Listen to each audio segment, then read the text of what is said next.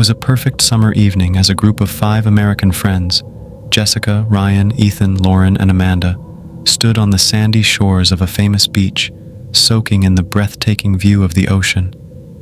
The vibrant energy of the resort, the sound of waves crashing, and the warm glow of the sunset had set the mood for an unforgettable vacation. But what they witnessed next turned their dream getaway into a nightmare they would never forget. As they laughed and clicked selfies, Jessica froze, pointing towards the horizon. "What is that?" she whispered, her voice trembling. A massive cruise ship was heading straight towards the beach. Its size was monstrous, its dark silhouette looming against the fiery hues of the setting sun. The friends watched in horror as the ship showed no signs of slowing down. "Run!" Ethan shouted. Panic spread like wildfire. Beachgoers screamed, scattering in all directions. The ship's horn blared once, a deep guttural sound that sent chills down their spines.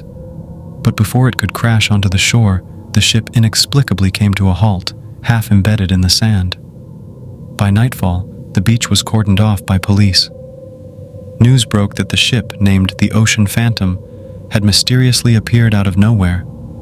Its crew and passengers, over 300 people, were found dead, all victims of sudden heart attacks. Strangely, there were no signs of struggle or injuries. The ship became the center of national attention. Reporters swarmed the beach, broadcasting the eerie sight. From their resort balcony, the friends could see the massive ship, its dark windows staring back like hollow eyes. "What do you think happened on that ship?" Lauren asked, her voice barely above a whisper. "Whatever it is, the authorities don't want us to know," Ryan replied, gesturing to the armed guards stationed around the barricaded ship. As the night deepened, curiosity consumed them. Fueled by youthful recklessness and the allure of the unknown, they hatched a plan to sneak aboard the ship. Bribing a hesitant guard, the group managed to slip past the barricade under the cover of darkness. Armed with flashlights, they climbed the gangplank, the metal creaking ominously under their weight. Inside, the ship was eerily silent. The air was thick and stale, carrying a faint metallic tang.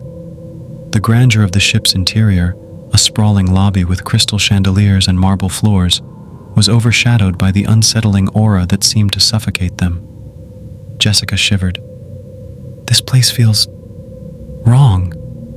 They split into pairs to explore the ship. Ethan and Amanda headed to the pool area.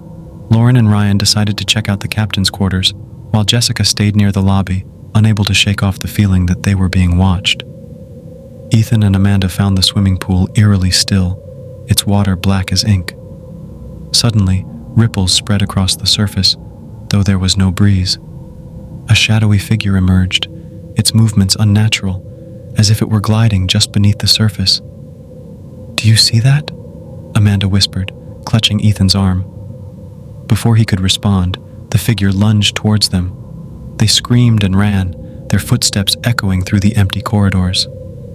Meanwhile, Lauren and Ryan entered the captain's quarters.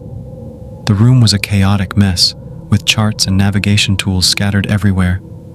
On the desk lay the captain's logbook, open to a page filled with frantic, illegible scribbles. "This guy went insane," Ryan muttered, flipping through the pages. The door suddenly slammed shut. A shadowy figure, resembling the captain in his uniform, appeared behind them in the reflection of the window. When they turned around, the figure was gone. Jessica, alone in the lobby, heard footsteps above her. Looking up, she saw a shadow darting across the glass roof. She screamed, alerting the others. They regrouped in the lobby, panting and terrified. "We need to get out of here," Lauren said. But when they tried to leave, the gangplank had vanished, and the ship began to move. The friends watched in horror as the beach grew distant, the ship retreating into the open sea. Trapped aboard, they were forced to confront the ship's sinister secrets. In the dining hall, they found a projector replaying grainy footage of the passengers' final moments. The guests were dining and dancing when a shadow engulfed the room. One by one, they clutched their chests, collapsing to the floor. The same shadow began to manifest in the room where the friends stood. "It's happening again!" Ethan shouted. They ran to the deck, desperate to escape. The ship's engines roared to life and it sped further into the ocean. Realizing their only chance was to jump, they climbed over the railing. "On three!" Ryan shouted. One by one, they plunged into the freezing waters. Gasping and struggling, they swam away, watching as the ocean phantom disappeared into the darkness, taking its horrifying secrets with it.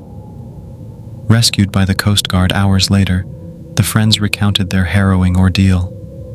No one believed their story. The ship was never found again, and the authorities dismissed their claims as hysteria. But the friends knew the truth.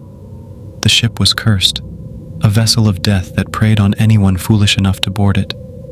And on quiet nights, when the sea was calm, they swore they could still hear the faint blare of its horn, calling out to its next victims.